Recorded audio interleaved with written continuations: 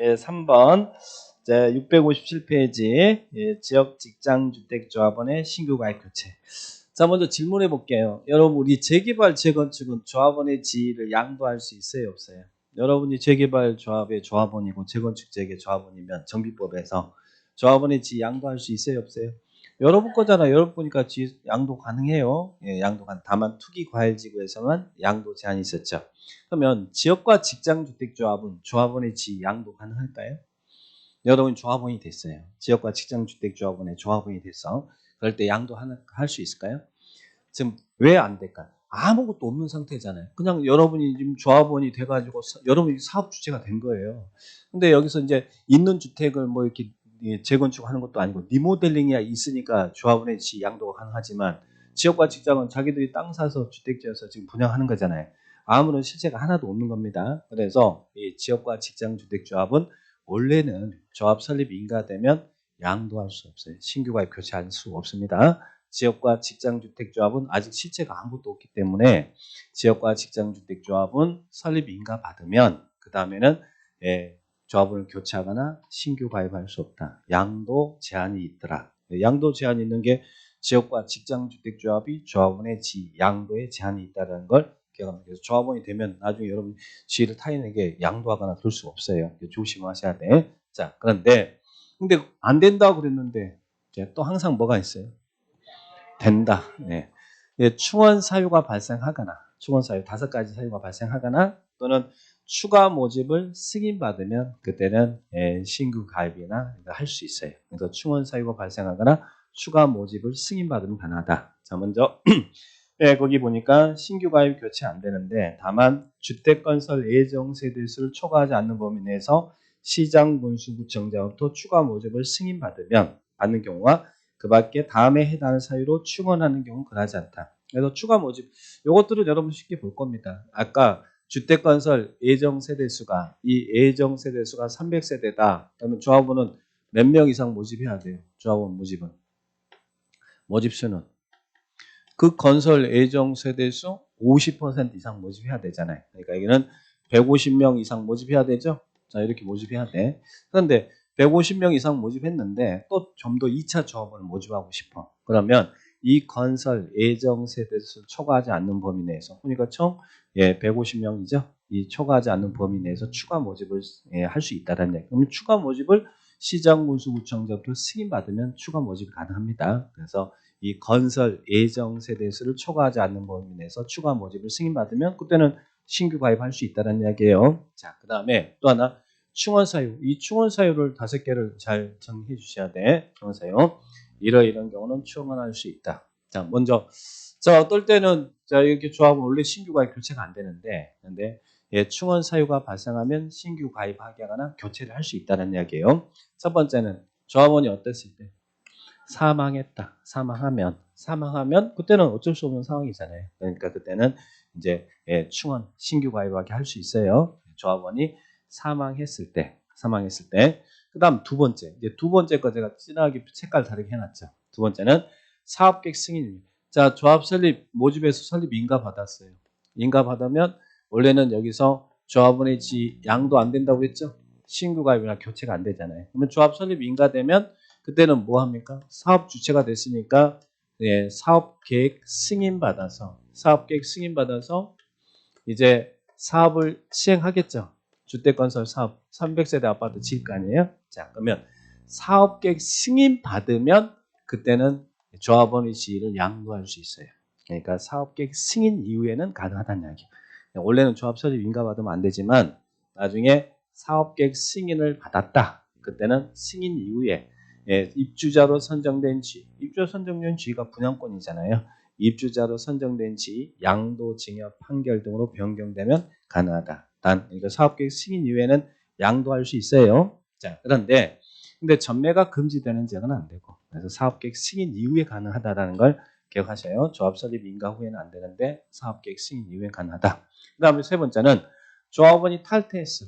탈퇴. 근데 여기서 이제 조심할 것은 사망하고 탈퇴하고 구분할 것은 사망한 경우에는 무조건 사망 자체로서 이렇게 충원할 수 있어요. 자, 뭐 사망으로 인해서 건설 예정 세대 수가 뭐 50% 유지하더라도 사망하면 충원할 수 있는데 근데 탈퇴로 인해서 건설 예정 세대 수가 50% 미만이 되면 충원할 수 있다는 얘기예요. 그러면 탈퇴했는데 건설 예정 세대 수 50% 이상 유지하고 있더라. 그럴 때는 충원 사유가 아니라는 이야기예요. 탈퇴로 인해서 그 건설 예정 세대 수 50% 미만이 되면 충원할 수 있다. 이걸 조심하셔야 돼요. 50% 미만. 탈퇴했다고 무조건 충원 사유가 되는 게 아니고 50% 미만일 때 충원할 수 있다. 그 다음에 또 조합원이 무자격자로 판명이 됐대. 무자격자. 뭐 아까 조합원은 어떤 사람이 조합원이 된다고 했어요?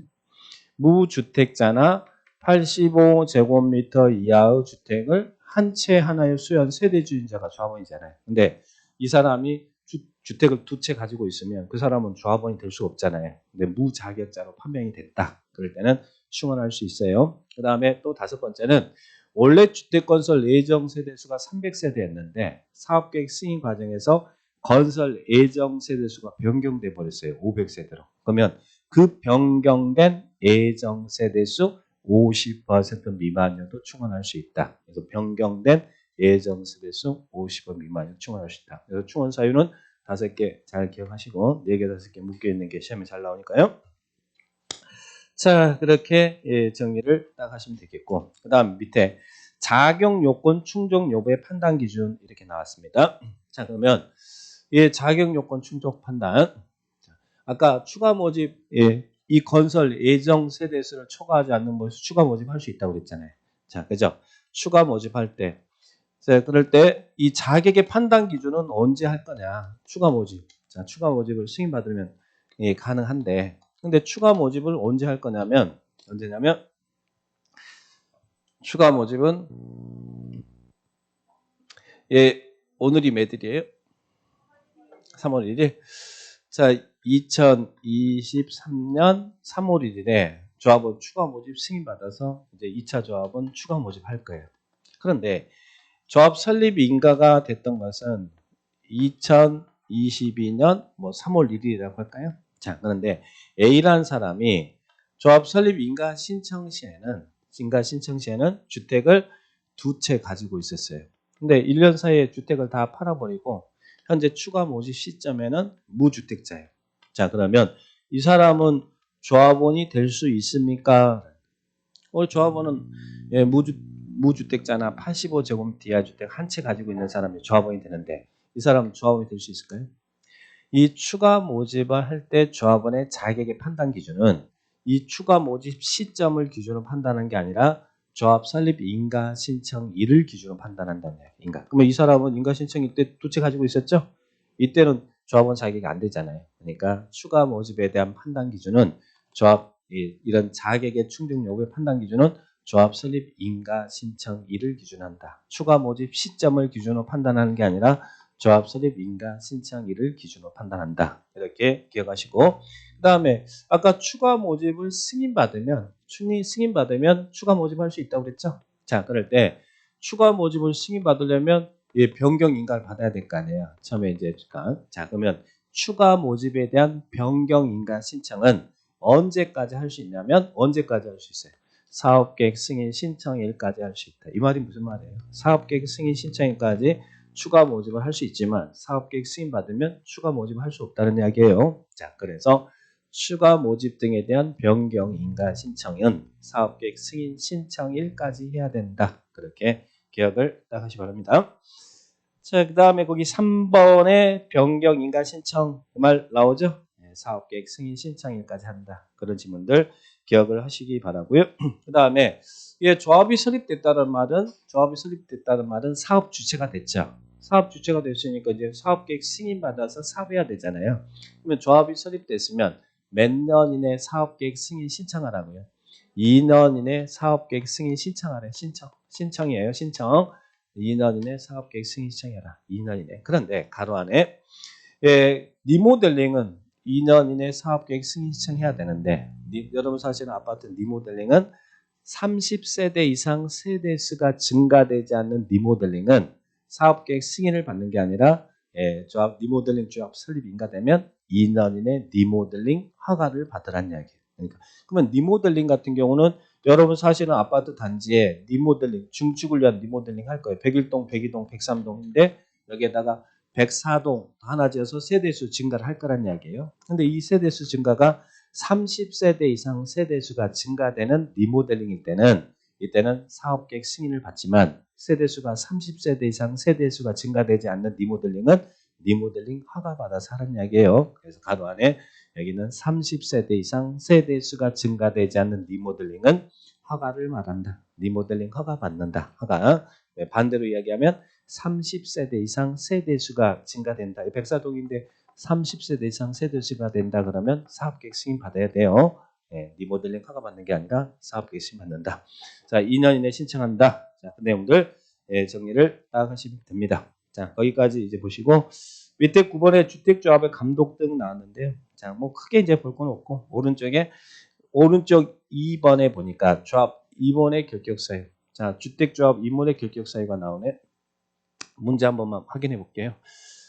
자, 조합원에 관한 사항입니다. 예, 주택법상 지역주택조합원에 관한 지역주택조합. 자, 지역주택조합원에 관한 설명으로 틀린 것은 나왔습니다. 1번 조합원은 사망으로 지위를 상속받는 자는 조합원이 될 수 있다. 맞나요? 사망으로 인해서 상속받을 때는 자격 요건을 갖춰요, 갖추지 않아요? 갖출 필요 없이 무조건 조합원 될 수 있어요. 두 채, 세 채 가지고 있어도. 자, 그 다음에 2번 조합원이 근무로 인해서 세대주 자격을 일시적으로 상실한 경우로서 시장군수구청장이 인정하는 경우는 자격이 있는 거 본다. 인정하면 세대주 자격 인정을 받죠? 일시적인 상실. 그 다음에 3번 조합 설립 인가 후에 조합원 탈퇴로 조합원 수가 건설 예정 세대수 50% 미만인 경우에는 결혼이 발생한 범위 내에서 조합원을 신규로 가입하게 할 수 있다. 맞나요? 탈퇴 그리고 50% 미만이면 충원할 수 있죠. 그래서 신규 가입하게 할 수 있어요. 그 다음에 4번 조합 설립 인가 후에 조합원으로 추가 모집되는 자가 조합원 자격을 갖췄는지 판단할 때는 추가 모집 공고일을 기준으로 한다. 틀렸어요? 이게 아니고 언제라고? 조합 설립 인가 신청일을 기준한다. 그래서 답은 4번이 틀렸죠? 자, 그 다음에 추가 모집에 따른 변경 인가 신청은 언제까지 하라고? 사업계획 승인 신청일까지 해야 된다. 맞죠? 그래서 답은 4번이다. 보시면 되겠고. 자, 주택조합 임원의 결격사유입니다. 자, 결격사유. 제가 임원 나오면 이 결격 네 가지는 어디든 공통 결격이라고 했어요. 자, 그런데 개발조합 임원, 정비사업조합 임원. 근데 정비법에서는 이 네 가지에다 하나 추가했죠. 정비법을 위반해서 벌금 100만 원 이상의 형을 선고받고 10년이 경과되지 않은 자는 임원이 될 수 없다. 그래서 정비법은 4+1. 자, 근데 주택법은 주택조합 임원의 결격 사유는 4+3이야. 이 네 가지는 항상 어디든 공통결. 여기다 3개가 더 추가돼요. 그래서 7가지가 결격 사유가 나오네. 그럼 4가지는 우리 이제 계속 반복했으니까. 자, 요 4가지는 다 공통 결격이니까. 그러면 주택법에만 있는 거. 자, 보니까 금고 이상의 형을 선고 유예 받았대. 여기 집행유예뿐만 아니라 이건 선고유예 받고 유예 기간 중에 이 사람은 뭐 선고유예 기간 중에 있는 사람은 실은 죄도 아니잖아요. 그런데 우리 법에서는 임원이 될 수 없다. 선고유예 기간 중에 있는 사람도 임원이 될 수 없고 또 하나는 법원의 판결에 의해서 자격이 정지되거나 상실된 사람도 임원이 될 수 없다. 주택조합 임원의 결격사유. 이거는 주택법에만 있는 거예요. 그 다음에 또 하나 공동사업 주체인 등록사업자나 업무 대행사의 임직원도 임원이 될 수 없다. 그래서 요 세 개는 주택조합에만 있는 것이고 4가지는 어디든 다 공통적인 임원의 결격사유입니다. 자, 그렇게 정리를 나가시고 자, 그러면 이런 결격사유가 발생하면 이건 나머지는 똑같아. 뒤에 결격사유 우리 앞에서 배웠던 정비법에서 배웠던 똑같아. 임원의 결격사유가 발생하면 임원의 자격은 어떻게 해요? 당연퇴임하죠. 당연퇴임합니다. 자, 당연퇴임한다. 그런데 퇴임 전에 관한 행위에 대해서는 효력을 잃어요, 잃지않아요? 잃지않는다. 이건 또 어디 다 똑같은 거예요. 당연퇴직하고 그리고 퇴임 전에 관한 행위에 대해서는 효력을 상실하지 않는다. 전의 행위까지는 소급하지 않는다고 그랬죠? 이런 부분들 꼭 기억하시고 또 이거 다 똑같아요. 임원의 겸직 금지 그러면 개발법, 정비법, 주택법 다 똑같아요. 겸직하면 안 되죠. 여기서 임원하면서 같은 목적 사업을 하는 다른 조합의 임원 직원을 겸할 수 있어요, 없어요? 없다. 그래서 이번에 금지. 자, 그런 분들 정리를 2번, 3번, 4번 그런 이야기가 나와 있으니까 참고하시기 바라고요. 자, 그 다음에 밑에 쭉 주택조합의 해산이 있습니다. 자, 해산. 아까 제가 절차를 살짝 설명했어요. 조합원을 모집하려면 지역과 직장 주택지의 마련하게 조합원을 모집하고 그리고 조합 설립 인가받고 인가받아야 사업 주체가 됐으니까 뭐 한다고 사업계획 승인 신청한다고 그랬죠. 자, 그러면 여기서 이제 인가 그리고 조합 모집. 아까 모집할 때는 어떻게 한다고 그랬어요? 조합 모집. 신고하고 공개 모집한다고 그랬죠. 그래서 조합원을 모집해서 아까 조합원 수도 있었잖아요. 자격이 되는 사람 이렇게 모집했어요. 그러면 이 조합을 모집한 것은 조합 설립 인가를 받으려고 하는 거잖아요. 근데 이때는 모집 신고하고 몇 년이 될 때까지 조합 설립 인가를 못 받는다고요? 2년이 될 때까지 인가 못 받으면 여기는 지금 가입 신청자가 있잖아요. 그들이 총회 열어서 사업을 종결할 수 있어요. 사업 종결할 수 있어요. 사업 종결은 2년입니다. 자, 이거 먼저 보고 교과서 말씀드릴게요. 모집 신고가 수리되고 2년이 될 때까지 조합 설립 인가를 못 받으면 총회 가입 신청자 전후 구성된 총회를 열어서 사업 종결을 결정할 수 있다. 근데 사업 종결 총회할 때는 3개월 이내 총회 개최하고 그리고 3분의 2 이상의 찬성으로 그리고 또 20% 이상이 직접 출석해야 됩니다. 직접 출석해서 사업 종결을 할 수 있어요. 그런데 코로나처럼 또 이게 출석이 힘들 때 전자적 방법은 제외한다. 이게 이제 비대면이죠. 그럴 때는 20% 이상 출석하지 않아도 됩니다. 자, 2년 사업 종결은 자, 그다음에 조합 설립 인가됐어요. 인가됐으면 뭘 해야 돼요? 사업계획 승인 받아야 되는데 제일 문제가 뭐라고 그랬어요? 이 대지 소유권이 확보가 안 되면 사업계획 승인 못 받는다고 그랬죠. 자, 그래서 조합이 설립됐는데 설립 인가됐는데 3년이 될 때까지 사업계획 승인을 못 받으면 이 조합이 생겼으니까 총회 열어서 사업 조합 해산을 결정할 수 있습니다. 그래서 사업 종결은 2년 그리고 주택조합 해산은 3년. 근데 여기 지금 교과서는 서로 바뀌어 있으니까 자 1번이 이제 요걸 이야기하고 있고 조합 해산을 이야기하고 있고 3년. 그다음에 2번은 사업 종결을 이야기해서 순서가 이제 2번 이렇게 순서가 2번하고 1번이 바뀌어야 되는데 그래 여러분 이해하기 쉬운데 자 그래서 여기는 인가는 2년 내 인가 못 받으면 사업 종결 그래서 거기 2번하고 1번을 지금 바꿔서 설명해 놓은 거예요. 그리고 조합이 설립됐으면 3년이 될 때까지 사업계획 승인 못 받으면 그때는 주택조합을 총회 열어서 해산할 수 있다. 그래서 2년, 3년 사업 종결은 2년 조합 해산은 3년. 그래서 거기 1번하고 2번 그 부분만 체크를 딱 해주시기 바랍니다. 자, 조합 그 정도만 체크하시고 다만 오른쪽 3번에 그러면 자 여기 총회 열어야 되잖아요. 총회 열어서 뭐 사업 종결하고 가입 신청자 총회 그리고 여기는 조합 총회 열어서 하는데 총회 열 때는 몇 일 전까지 통지하라고요.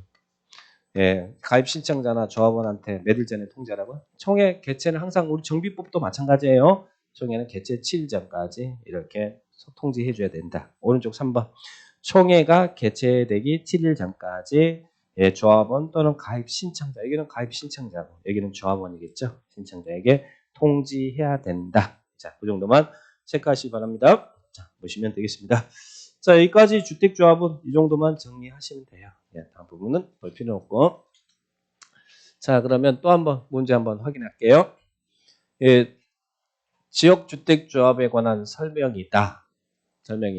옳은 것은 1번 조합 설립에 동의한 조합원은 조합 설립 인가 후에는 자신의 의사에 의해서 조합원을 탈퇴할 수 없다. 탈퇴 신규가 교체하고는 다르나요? 탈퇴할 수 있어요, 없어요? 할 수 있다고 그랬잖아요. 탈퇴할 수 없다가 아니라 있다. 자, 그러면 탈퇴로 인해서 또는 제명으로 인해서 자신이 부담한 비용 환급을 청구할 수 있어요, 없어요? 있다. 안 해주니까 문제죠? 있다. 자, 그 다음에 조합 임원을 선임을 의결하는 총회는 20% 이상이 직접 출석해야 된다. 자, 원래는 10% 이상 정비부와 똑같아. 출석은 10% 출석하는데 중요한 사항은 20% 출석하는데 항상 임원의 선임 이것들은 20% 이상 정비법도 마찬가지고 주택법도 마찬가지예요. 20% 이상이 직접 출석합니다. 그 다음에 다음 그러면 옳은 것은 3번이네. 4번 조합원을 공개 모집한 이후에 조합원의 자격 상실로 인한 결혼을 추진하려면 시장 군수구청장에게 신고하고 공개 모집 방법으로 조합원을 충원해야 된다. 아까 충원 사유가 발생하거나 재모집할 때는 신고하지 않고 그리고 공개 모집이 아니라 선착순의 방법으로 모집할 수 있죠. 그래서 이 부분 틀렸고 그 다음에 5번 조합 임원이 금고 이상의 실형을 받아 당연 퇴직을 하면 그가 퇴직 전에 관한 행위는 효력을 상실한다. 퇴직 전의 행위는 효력을 잃지 않는다. 항상 전에까지 소급하지 않는다고 그랬죠. 자, 그래서 이런 질문들 틀렸습니다. 자, 그래서 주택조합 이렇게 정리하시고 자, 이제 사업 주체는 다 봤고요. 그 다음에 주택 상환사채, 주택건설 자금 조달, 주택 상환사채 작년에도 나오고 그 다음에 그 작년에도 나오고 32, 33회 때 계속 2년 연속 반복해서 나오고 있습니다. 자, 주택 상환사채는 일단 주택 상환사채가 뭐예요? 채권을 매입한 사람한테 나중에 뭘로 주겠다는 이야기예요. 주택으로 주겠다. 이게 주택 상환사채잖아요. 주택 상환사채를 발행할 수 있는 발행권자부터 기억하세요. 아무나 다 발행할 수 있는 거 아닙니다. 주택 상환사채는 LH와 등록사업자만 발행합니다. 지방공사 안 됩니다. 국가 지자체 안 됩니다. 주택 상환사채를 발행하는 사람은 누구라고요? 한국토지주택공사 LH와 등록사업자가 발행할 수 있어요. 다른 사람 발행권자 아니에요. LH와 등록사업자, 지방공사 나오면 안 된다고 했어요. 주택 상환사채. 이들이 자기들의 주택건설 자금 확보하기 위해서 발행하는 거예요. 그런데 이 등록사업자가 주택 상환사채를 발행할 때는 등록사업자가 현대나 삼성이잖아요. 발행할 때는 반드시 금융기관의 지급보증도 받아야 되고 그리고 대통령 영의자는 기준에 부합돼야 됩니다. 그래서 우리 법에 등록사업자는 이러이런 요건을 갖춰야 발행할 수 있다. 근데 지급보증 받고 이런 요건을 갖춰야 등록사업자는 주택상환사채를 발행할 수 있어요. 자, 그러면 등록사업자가 자금 조달하기 위해서 주택상환사채를 발행할 때는 일단은 개인은 안 됩니다. 법인이어야 돼. 법인이고 법인으로서 자본금은 얼마 이상 있어야 돼요? 5억 원 이상 있어야 돼요. 또 이거 또 뭐하고 헷갈리냐면 아까 등록 사업자가 되기 위해서 연간 20호, 연간 20세대 이상의 주택 건설하기 위해서 국장한테 등록할 때는 자본금이 얼마 이상 있어요? 3억 원 이상. 개인은 자산평가액이 6억 원 이상 그랬죠? 일단 여기는 개인은 안 되니까 아까 등록 사업자가 될 때는 자본금이 3억 원 이상. 근데 등록 사업자가 돼서 주택 상환사채 발행할 때는 자본금이 5억 원 이상. 3억 원하고 5억 원하고 헷갈리면 안 되고 그리고 또 등록 사업자가 주택 상환사채 발행할 때는 능력이 있어야죠. 건설산업기본법에 한 건설업 등록을 해야 돼. 등록하고. 그리고 실제 주택건설 실적도 있어야겠습니까? 있어야죠. 그래서 최근 3년간 연평균 주택건설 실적이 300호 이상이어야 된다. 300호란 말은 300세대 이상이어야 된다. 최근 3년간 연평균 주택건설 실적이 300호 이상일 때 이런 요건을 모두 갖춘 등록사업자가 지급보증 받고 그러면 등록사업자는 주택상환사채를 발행할 수 있어요. 좀 발행해놓고 부도나면 큰일 나잖아요. 그러니까 등록사업자가 발행할 때는 이런 요건을 모두 갖춰야 발행할 수 있어요. 그러면 이런 요건을 갖춰서 등록사업자가 주택상환사채를 발행할 때 그때 발행 규모는 얼마를 발행할 수 있습니까? 발행 규모는 최근 3년간 연평균 주택건설 호수 이내로 발행할 수 있대. 최근 3년간 연평균 주택건설 호수 이내로. 최근 3년간 매년 평균적으로 1000세대의 주택을 건설 공급했다면 3년간 매년 그러면 얼마 발행할 수 있어요? 그 연평균 주택 건설을 호수 이내로 발행할 수 있으니까 1000세대 발행할 수 있다는 이야기잖아요. 최근 3년간 연평균 주택 건설 호수 이내로 발행할 수 있다. 그래서 발행권자 인용들 잘 체크를 해 주시기 바랍니다. 자, 그러면 이 LH와 등록사업자가 주택상환사채 발행할 수 있잖아요. 발행할 때 이들은 누구한테 승인받아야 돼? 주택이니까 국장한테 승인받는다. 주택이니까 국장한테 승인받는다. 우리 도시개발법에서 도시개발채권은 개발사업에 필요한 재원을 확보하기 위해서 시도지사가 발행할 때 도시개발채권은 시도지사는 행안부 장관의 승인받았죠. 주택상환사채는 주택이니까 국장한테 승인받는다. LH와 등록사업자는 국장한테 승인받는다. 이렇게 기억을 꼭 하시기 바랍니다. 자, 보시고 자, 그 다음에 밑에 발행 방법입니다. 주택 상환사채는 발행 방법 기명이에요, 무기명이에요? 상환은 주겠다는 약속이잖아요. 상환이 나오면 항상 기명이에요. 주택 상환사채는 기명증권으로 합니다. 기명증권이다. 그리고 또 이 회사에서 발행한 채권하고 똑같아요. 채권하고 똑같아요. 다만 일반 채권은 매입한 사람한테 원금과이자를 현금으로 주지만 여기는 주택으로 주는 거잖아요. 회사채와 똑같아. 그래서 발행할 때 기명증권으로 발행하는데 액면 그대로 발행할 수도 있고 할인의 방법으로 발행이 가능합니다. 기명 그리고 액면 할인 발행 가능하다. 이렇게 기억하시기 바라고요. 그 다음에 주택 상환사채는 중도, 양도나 중도 해약할 수 있어요? 없어요? 뒤에서 나올 거예요. 주택 상환사 기명이잖아요. 자, 그러면 주택 상환사채는 현대가 자기들의 주택건설 자금 확보하기 위해서 발행했어요. 현대가 발행했어요. 현대가 등록사업자죠? 예, 발행했어. 그러면 A가 채권을 매입했어요. 매입자입니다. 자, 그러면 채권 발행 방법은 기명증권이었잖아요. 자, 그러면 이 채권을 매입한 사람은 나중에 당해적에 주택이 들어서면 주택을 받는 거잖아요. 근데 정확한 의미는 주택으로 받는다 그러지만 분양권 받는 거예요. 채권을 매입한 사람들 나중에 분양권을 주는 거예요. 그러니까 분양권은 이것은 원래는 양도나 중도 해약이 안 됩니다. 주택 상환사채는. 그래서 양도나 중도 해약이 안 되는 게 원칙이에요. 기명이고 양도나 단순하게 양도나 중도 해약이 안 됩니다. 자, 그런데 해외 이주 등 부득이한 사유가 발생하면 가능해요. 뒤에서 나올 거니까 그때 보도록 하고. 자, 그다음에 자, 밑에 우리 교과서 상환기간 볼까요? 상환기간. 주택 상환사채 상환기간은 몇 년이에요? 자, 채권 현대가 발행에 매입했으면 상환기간은 몇 년이라고요? 3년을 초과할 수. 근데 이때 3년이라는 게 여러분이 주택을 받아서 수익권 이전 등 기간은 즉 입주하는 그 기간이 3년이라는 얘기인가요? 그게 아니라 3년을 초과할 수 없는데 이 경우 3년이란 그 사채 발행일로부터 주택 공급 계약 체결일까지 기간이 3년이에요. 이게 공급 계약 체결한단 말은 동호수 배정되는 분양권이잖아요. 그러니까 분양권 준다라고 생각하시면 채권을 매입한 사람한테 분양권 준다라고 생각하시면 돼요. 그래서 이때 3년이란 언제부터 언제까지를 말한다고요? 사채 발행일로부터 주택 공급 계약 체결일까지. 그지? 여러분이 실제 입주하는 그 기간이 아니에요. 공급 계약 체결일까지 기간이 3년을 초과할 수 없다. 이게 분양권이라고 생각하시면 됩니다. 주택 상환사채는 매입한 사람한테 분양권 준다. 그렇게 이해하시면 돼요.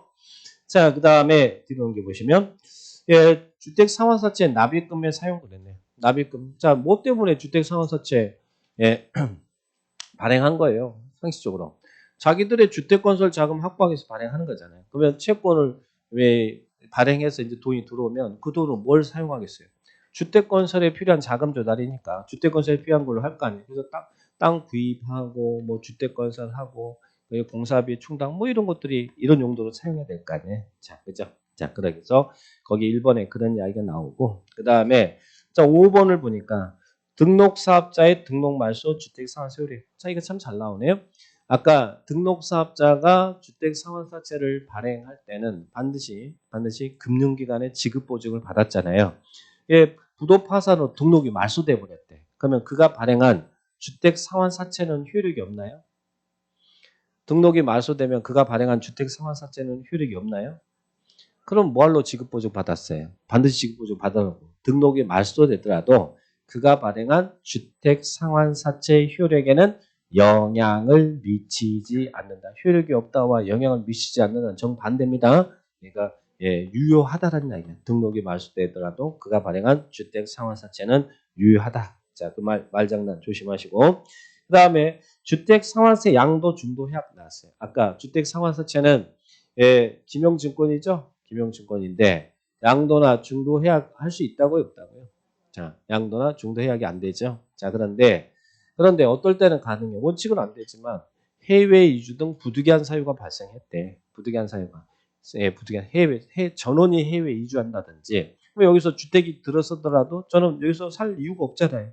전원이 해외 이주한다든지 2년 이상 체류한다든지 전원이 다른 시군 지역으로 이사를 간다든지 또 전원이 상속에 취득한 주택으로 이전을 한다든지 그런 경우는 뭐 할 수 있다고요?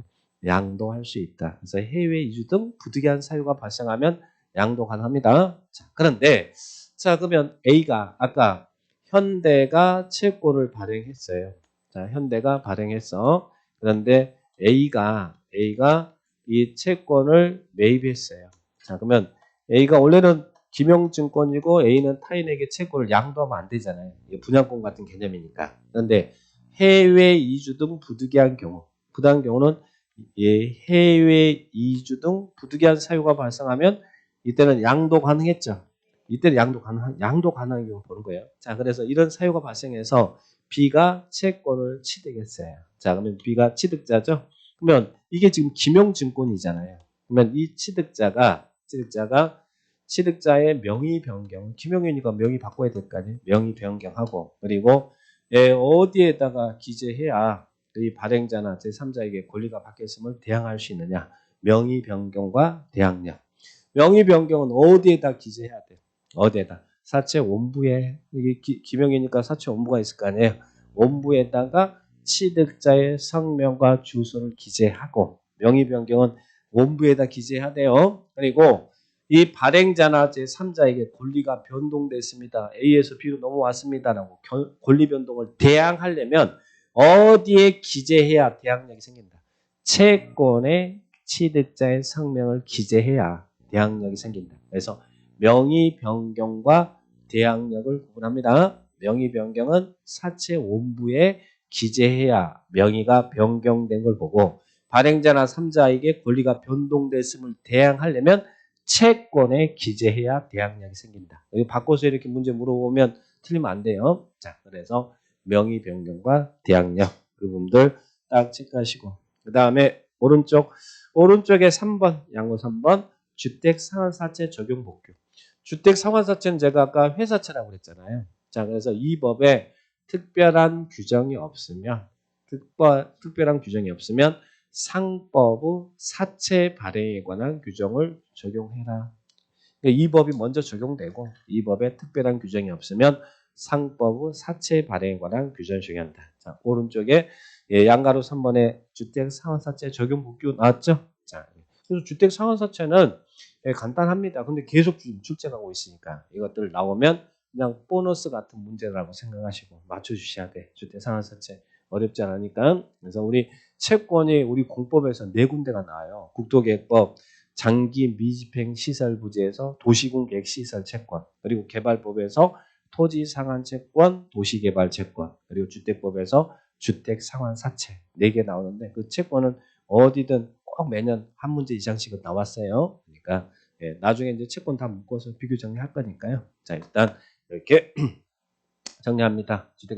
자, 그러면 문제 한번 풀어볼까요? 자, 27회 때 나왔던 문제네.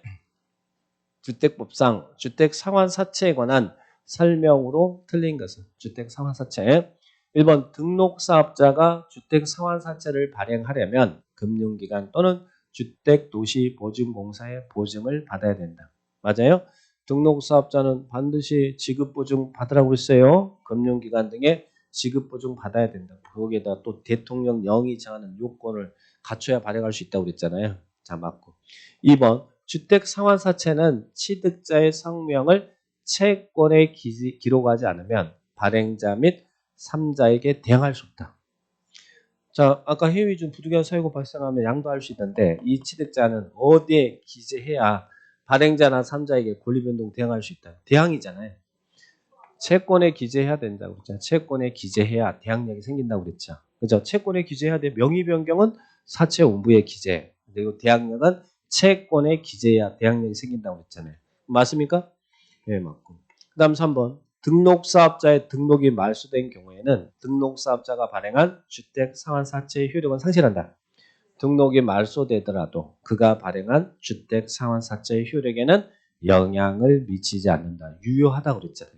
근데 이 지문 자꾸 여기서만 나온 게 아니라 최근에도 32회 때도 나오고 그랬어요. 이 지문은. 그래서 등록이 말소되더라도 그가 발행한 주택 상환사채는 유효합니다. 효력에 영향을 미치지 않는다. 그래서 3번 틀렸죠. 그 다음에 주택 상환사채 발행자는 상환사채 대장을 비치하고 상환사채 발행 및 상환사채 우리 채권 사채 원부 있으니까 대장이 있을 거 아니에요. 거기다 기재하고 하는 거 뭐 기재 내용이고. 그 다음에 5번 주택 상환사채를 발행하는 자는 발행 계획을 수립해서 누구한테 승인 받으라고? 국장 주택이니까 국장한테 승인 받는다. 국장한테 승인 받는다. 이렇게 계획합니다. 자, 주택 상환사채 맞고요. 이제는 이제 뒤로 넘기시면 뭐 입주자 저축 뭐 이런 거 나오는데 이것들은 시험 끝나고 보세요. 자, 시험 끝나고 자, 그다음에 이제 주택 건설 절차 669페이지. 자, 이제 주택 건설차 이것도 시험 참 잘 나옵니다. 주택 건설차. 자, 그래서 사업 주체 그리고 주택 건설 자금 조달 주택 건설 절차. 자, 여러분 한번 우리 비교해 볼까요? 자, 우리 건축법 배웠죠. 건축법에서 여러분이 땅 사가지고 여기다가 상가를 짓던 뭐 주택을 짓던 뭘 짓을까요? 그럴 때 여러분은 뭐 해야 돼요? 건축법에서는 건축 허가해 주세요라고 허가 신청해야죠. 누가 신청해요? 건축법에서는 여러분을 뭘 한다고요? 건축주. 그러면 건축허가 신청하면 건축허가해줘. 자, 건축허가권자가 누구 있어요? 누구한테 여러분 허가 받아? 우리 인천 서구에서 여러분 건물 질 때. 건축허가권자 누구 했어요? 원칙은 누구? 관할 지역에 있는 시장군수구청장. 만만한 사람 그죠? 시장군수구청장. 그리고 세종시나 제주도는 기초자치단체가 없으니까 이 사람이 무조건 다 허가권자. 그런데 특별시 광역시에서 대형 건물은 이 구청장한테 허가 안 받고 특광시장한테 받아야 되죠. 층수가 몇 층? 21층 이상이거나 연면적이 10만 이상인 건물은 특광시가 오케이 해줘야 된다고 했어요. 자, 이들이 허가권자잖아요. 자, 여러분이 허가 받았습니다. 허가 받으면 이제 착공신고하고 공사 착수하죠. 뭐 허가 받았으면 몇 년 이내에 공사 착수해야 돼요. 착수는. 허가 받으면 몇 년 이내, 만약에 뭐 삐리리 이내에 착수하지만 허가 취소 사유 되잖아요. 몇 년? 2년. 그래서 허가 신청, 허가 취소, 허가 제한 무조건 허허 나온다. 2년이라고 했잖아요. 2년 내 착수해야 돼. 2년 내 착수하면 건축허가를 취소하여야 한다요. 할 수 있다요. 네, 언제 할 수 있다고 그랬어? 하여한다 그랬지. 하여한다. 건축법은 기속 취소 사유예요. 하여한다. 그래서 이렇게 착수하고 이렇게 합니다. 그리고 공사 다 끝나면 이거 사용하려면 이거 이 30층짜리 짓겠습니다라고 허가 받았어. 그러면 다 3층 다 지으면 뭐 해야 돼? 사용 승인 받아야죠. 사용 승인 받아야 사용할 수 있잖아요. 자, 이제 우리 이 허가권자한테 이 사람한테 이제 사용 승인 받아요. 그러면 사용합니다. 이게 이제 일반적인 건축 절차잖아요. 자, 그러면 주택법에 한 주택건설 절차. 주택법에서는 어떻게 할까? 자, 이제 현대를 사업 주체라 그러죠. 자, 그러면 주택법에서는 사업계획 승인 신청한다고. 사업계획 승인 신청. 건축법의 건축허가를 주택법에서는 사업계획 승인 신청이라고 그래요. 그러면 누가 하냐면 사업 주체가예요. 사업 주체가. 그러면 사업계획 승인 받죠. 여기는 사업계획 승인. 여기는 건축허가, 이게 사업계획 승인. 자, 그러면 사업계획 승인. 자, 요 사업계획 승인하고 승인 대상, 그리고 누구한테 사업계획 승인 받는지 요 잘 기억하셔야 돼요. 자, 사업계획 승인 대상은 여러분이 여기서 땅 사가지고 주택 지을 거예요. 주택 짓는데 건축허가 받아요? 아니면 사업계획 승인 받아요? 주택이라도 건축허가 받는 거예요. 그런데 주택은 주택인데 그 주택을 이 단지 안에서 주택을 건설하는 세대수 한 방입니다. 한 방. 자, 여기가 30호 이상, 여기 타운하우스인데 주택을 짓는데 들어서는 동이 30동 이상이면 사업계획 승인 받고 30동 미만이면 건축허가 받는다는 얘기. 그럼 허가 받는 게 좋아요? 사업계획 승인 받는 게 좋아요? 건축허가 받는 게 훨씬 규정이 약한 거예요. 사업계획 승인 받아는 굉장히 규정이 까다로운 거예요. 자, 그러면 사업계획 승인 대상은 이 단지 안에서 단독주택을 지을 때 30호 이상 주택을 건설할 때는 주택법에 한 사업계획 승인을 받아야 돼요.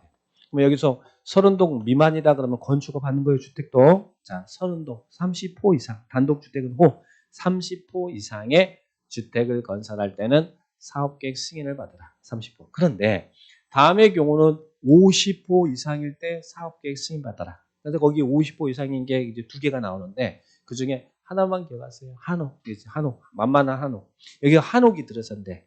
예, 한옥 마을 조성한 한옥 단지. 그럴 때는 몇 호 이상일 때?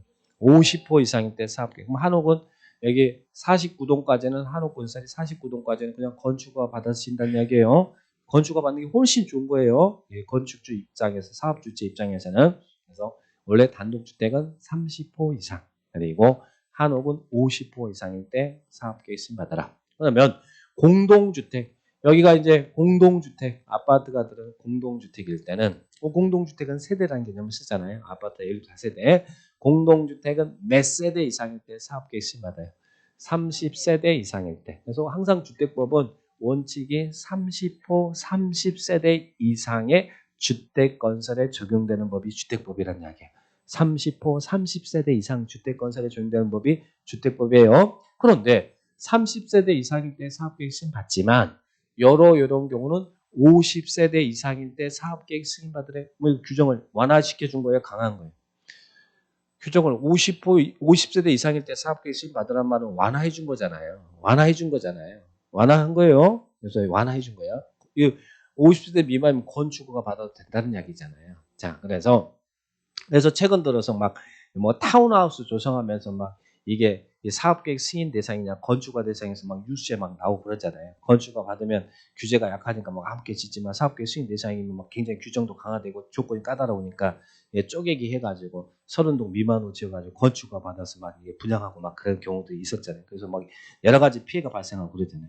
이 사업계획 승인 받으라는 것은 더 규제가 강하다는 이야기예요. 근데 여기는 50세대 이상일 때는 사업계획 신받고 미만일 때는 그냥 건축허 받아도 된다는 이야기예요.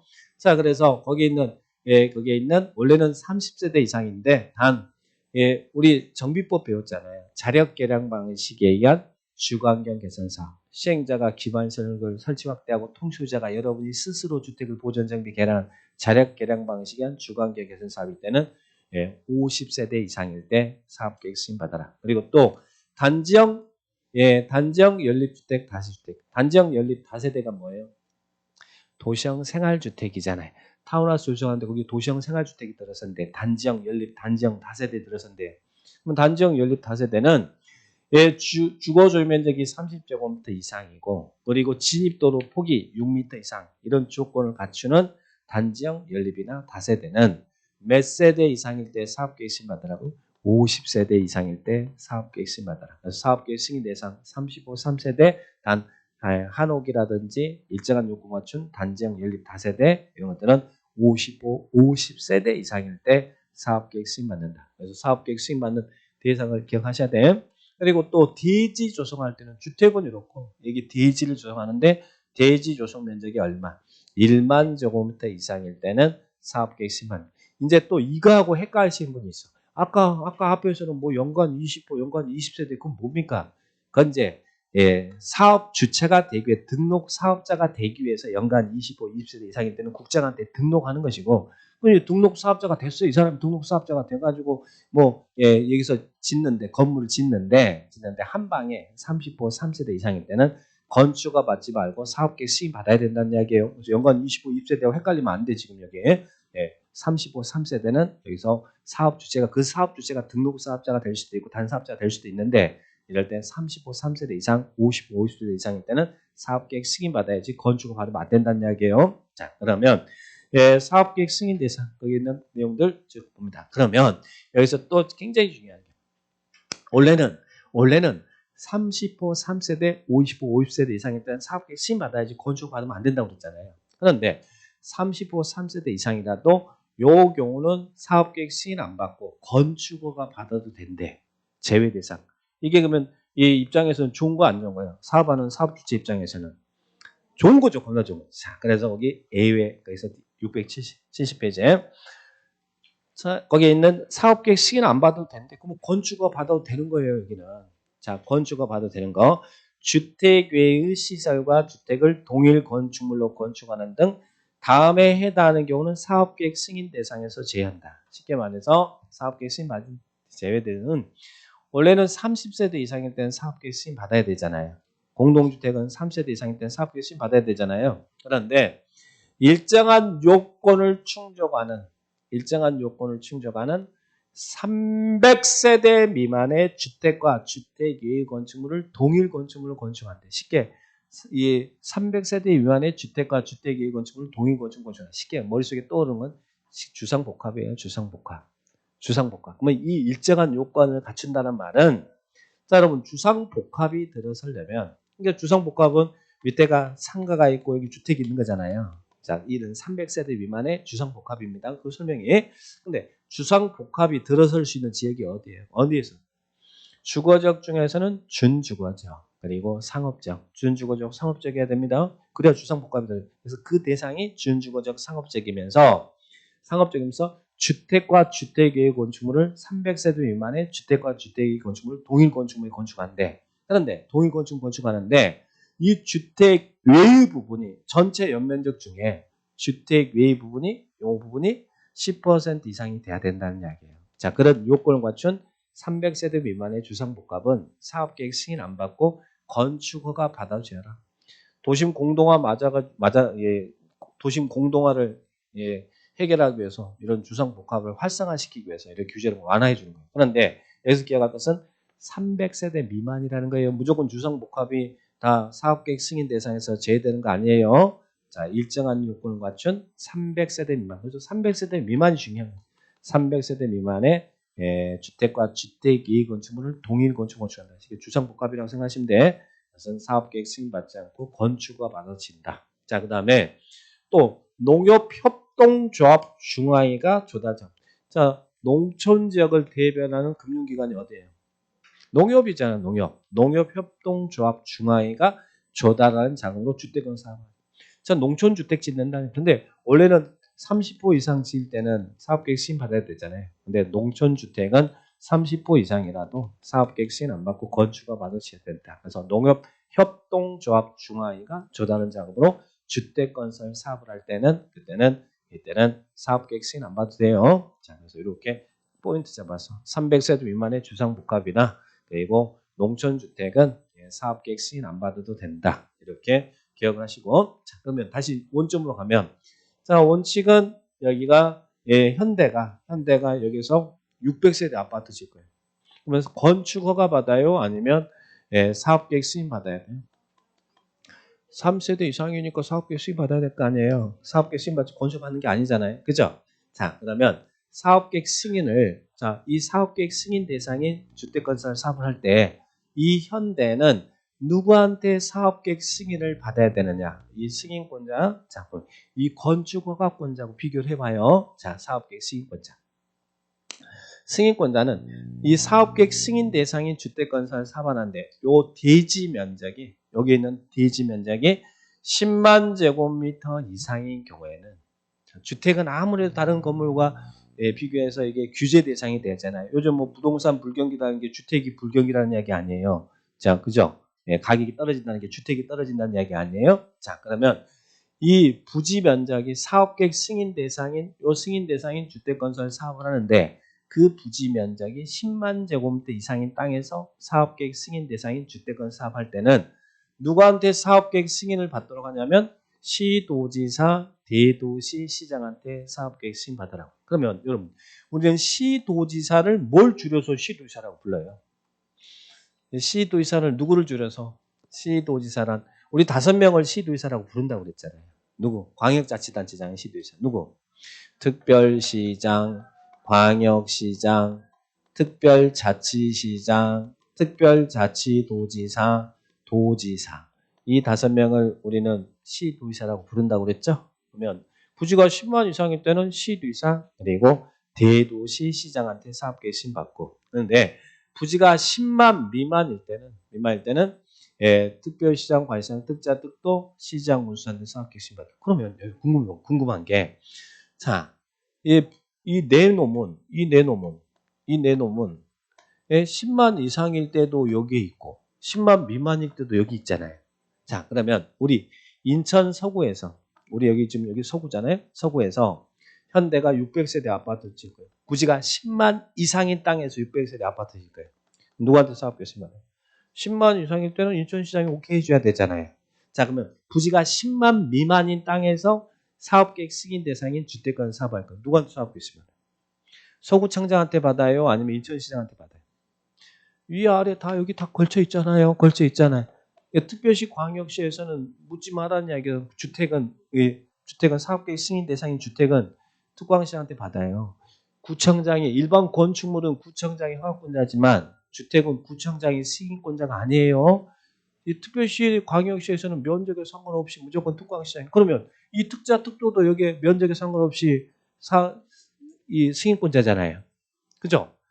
여기 대도시장은 여기에 들어가 있거든. 근데 왜 굳이 똑같은데 왜 이렇게 나눠서 우리 혼란스럽게 할까? 그 이유는 이 내놈하고 이 대도시장은 면적에 상관없이 다 사업계획 승인권자고 부지가 10만 이상 미만이든 나눈 이유는 도 안에 뭐 있어요? 시군이 있잖아요. 도 안에. 그러면 김포시에서 현대가 부지가 10만 이상인 땅에서 김포시에서 현대가 부지가 10만 이상인 땅에서 주택건설 사업할 때 현대는 도지사한테 경기도가 오케이 해줘야 오케이 해줘야 건설할 수 있는데 10만 미만일 때는 김포시장이 승인해주면 된다는 거예요. 나눈 이유는 도 안에 도지사냐 시장 구수냐 요 구분하려고 하는 거예요. 나머지들은 위아래 상관없이 다 사업계 승인권자니까. 그러니까 도지사냐 시장 구수냐 이건 나누려고 하는 거예요. 여기 이 시에는 대도시장 빼고 대도시장은 무조건 사업계 승인권자니까 위아래 다 들어갔으니까 요거 나누려고 하는 거예요. 요거 나누려고 도 안에서. 그러면 여기서 기억할 것은 특별시 광역시에서는 무조건 특광시장이 승인권자잖아요. 누구는 승인권자가 아니에요. 구청장 나오면 안 된다는 이야기예요. 구청장은 절대 승인권자가 아니에요. 일반 건축물에 대한 건축 허가권자는 돼요. 그게 만약에 35, 3세대 미만이다 그러면 건축법 적용받으니까 구청장이 해주면 되지만 35, 3세 이상일 때는 무조건 특광시장. 구청장은 승인권자가 아니라는 얘기예요. 주택이니까. 그래서 나눈 이유는 뭐 때문에 나눴다고요?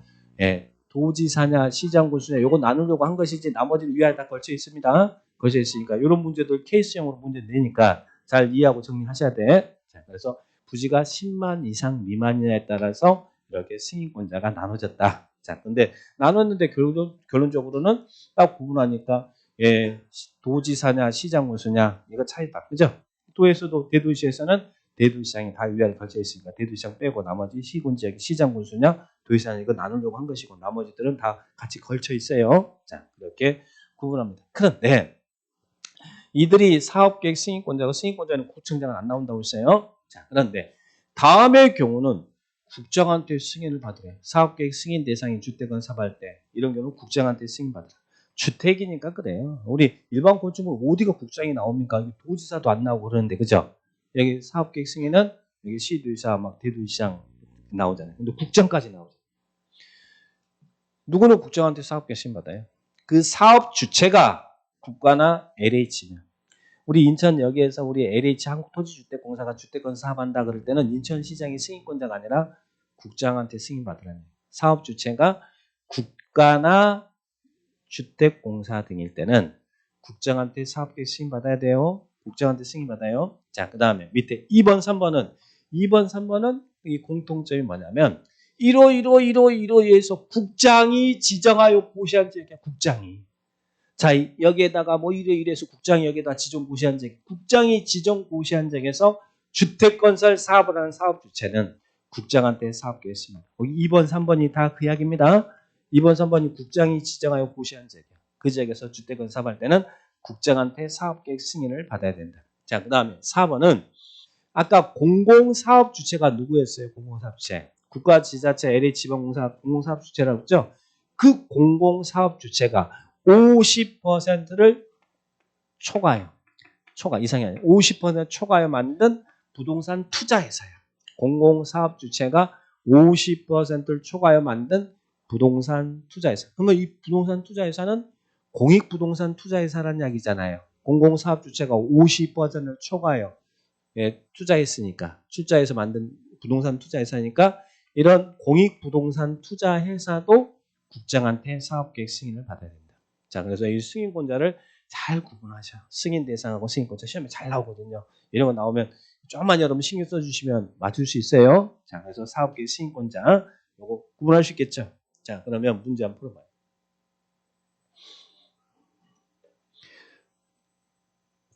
26회 때 나왔습니다. 주택법상 가로 안에 들어갈 내용으로 옳게 연결된 것은 단 주택의 시설과 주택이 동일 건축물로 건축되지 않은 아까 주상복합은 승인 안 받는다고 했으니까 자 그러면 첫 번째 한국토지주택공사가 서울특별시 A구에서 대지 면적 10만 제곱미터에 55만 사업계획 승인 대상이죠.